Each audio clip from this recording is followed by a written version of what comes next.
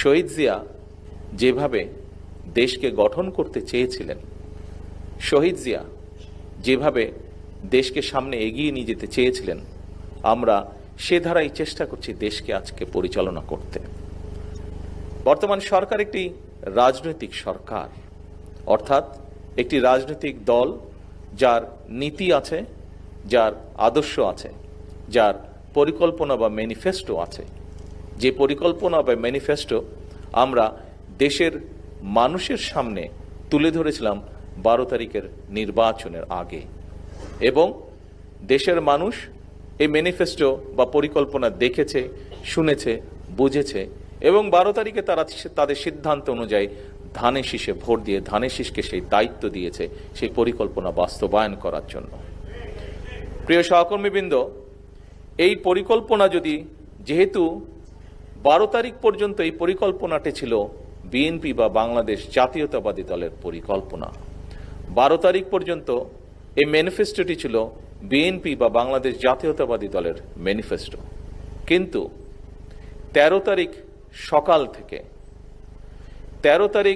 সকাল থেকে বাংলাদেশের মানুষের রায় যখন আমরা জানতে পারলাম, যখন 151 পার হয়ে গেল, তখন বোঝা গেল বাংলাদেশের মানুষ 2/3 মেজরিটি দিয়েছে এই পরিকল্পনার পক্ষে, এই ম্যানিফেস্টোর পক্ষে। অর্থাৎ এই ম্যানিফেস্টোটি বা এই পরিকল্পনাটি এখন শুধুমাত্র আর বাংলাদেশ জাতীয়তাবাদী দলের নয়, বরং এই ম্যানিফেস্টোটি বা এই পরিকল্পনাটি হচ্ছে যে মানুষ যারা এটির পক্ষে রায় দিয়েছে, 52% মানুষ যারা ভোটে অংশগ্রহণ করেছিল, তার মধ্যে 52% মানুষ, তাদের এটি ম্যানিফেস্টো, তাদের এটি পরিকল্পনা। রাজনৈতিক দলের সরকার হিসাবে অবশ্যই এটি আমাদেরকে পালন করতে হবে, এটি আমাদের বাস্তবায়ন করতে হবে।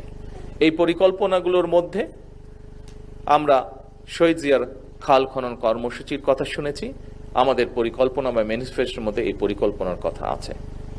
আমরা এখানে শহীদ জিয়ার বিষয়ে আলোচনা করতে গিয়ে আমরা শুনেছি কিভাবে শহীদ জিয়া শিক্ষার প্রসার ঘটিয়েছিলেন, শিক্ষার আলো পৌঁছে দিতে চেয়েছিলেন, শিক্ষিত করতে চেয়েছিলেন জাতিকে। ঠিক তারই রিফ্লেকশন, শিক্ষা সংক্রান্ত বিষয় তারই রিফ্লেকশন আমাদের এই ম্যানিফেস্টোর মধ্যে আছে। এখানে বক্তারা আলোচনা করেছেন কিভাবে গার্মেন্ট শিল্পের, যে গার্মেন্ট শিল্পকে নিয়ে আমরা গর্ববোধ করি, যে গার্মেন্ট শিল্প আমাদের অন্যতম বৈদেশিক মুদ্রা অর্জনে সাহায্য করছে, সেই গার্মেন্ট শিল্পর কিভাবে ভিত্তিপ্রস্তর স্থাপিত হয়েছিল শহীদ জিয়ার সময়। ঠিক একইভাবে, অর্থাৎ শিল্পের বিপ্লব, আমরা ঠিক একইভাবে তার রিফ্লেকশন রেখেছি আমাদের এই ম্যানিফেস্টোর মধ্যে। অর্থাৎ আমাদের দেশে কিভাবে শিল্পের প্রসার আবার ঘটানো যায়, কিভাবে কর্মসংস্থানের ব্যবস্থা করা যায়, কিভাবে আমরা আমাদের অর্থনৈতিক ভিত্তিকে গড়ে তুলতে পারি। যেমন বন্ধ কলকারখানাগুলো চালু করার সহ যে পরিকল্পনা আমরা নিয়েছি, ঠিক একইভাবে আমরা পরিকল্পনা নিয়েছি কিভাবে নতুন নতুন ডাইভার্সিফিকেশন কি ইন্ডাস্ট্রি এই দেশে আমরা গড়ে তুলতে পারি, সেই পরিকল্পনাগুলোকে আমরা আমাদের ম্যানিফেস্টোর মধ্যে রেখেছি।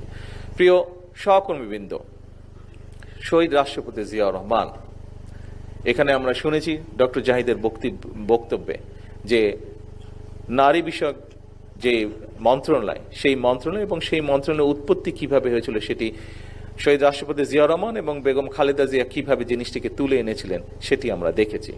আমরা নারীদেরকে এম্পাওয়ার্ড করার জন্য আমাদের ম্যানিফেস্টোর মধ্যে আমরা ফ্যামিলি কার্ডের বিষয়ে একটি বিষয় রেখেছি, ফ্যামিলি কার্ড বিষয়ক একটি বিষয় আমরা রেখেছি। অর্থাৎ শহীদ রাষ্ট্রপতি জিয়াউর রহমান যেভাবে ধীরে ধীরে প্রত্যেকটি সেক্টরকে সামনে এগিয়ে নিয়ে দেশকে স্বাবলম্বী করতে চেয়েছিলেন, আমাদের যে ম্যানিফেস্টোর পক্ষে 12 তারিখের নির্বাচনে বাংলাদেশের মানুষ রায় দিয়েছে, সেই ম্যানিফেস্টোর মধ্যে শহীদ জিয়ার প্রত্যেকটি পথ নির্দেশিকা আমরা গ্রহণ করেছি। প্রিয় সহকর্মীবৃন্দ, তাহলে এখন কি দাঁড়াচ্ছে? সরকারের কাজ করবে, কিন্তু আপনিও কিন্তু সেই দলেরই একজন, যে দলের সরকার সেই দলের একজন আপনি কিন্তু কর্মী। আজকে সেই দলের কর্মী।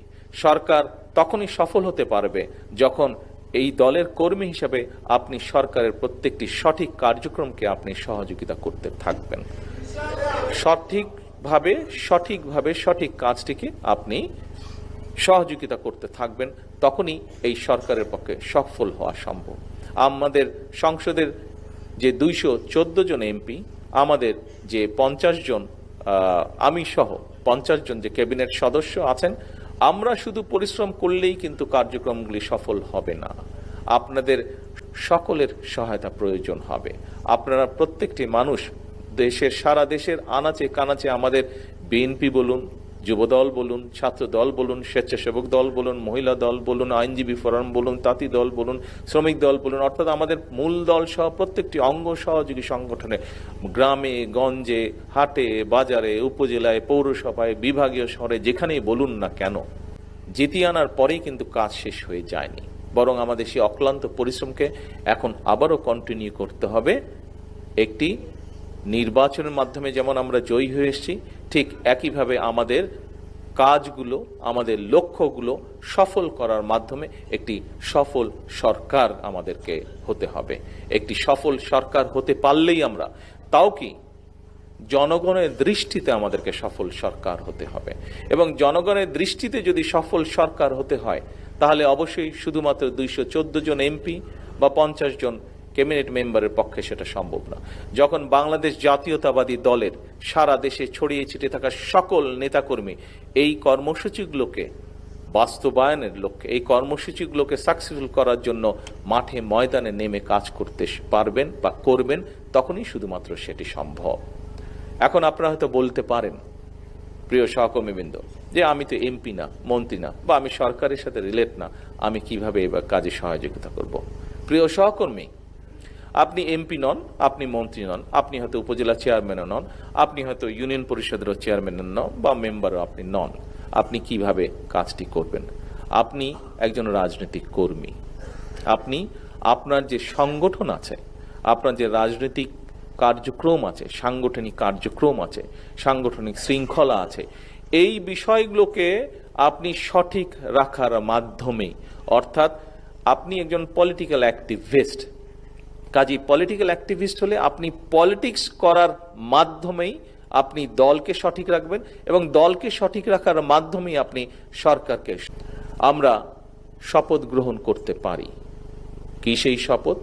আমরা শপথ গ্রহণ করতে পারি, আমরা আলহামদুলিল্লাহ আল্লাহর রহমতে এটি জনগণকে সাথে নিয়ে 2024 সালের 5ই আগস্ট জনগণকে সাথে নিয়ে আমরা একটি সফল আন্দোলন করেছিলাম।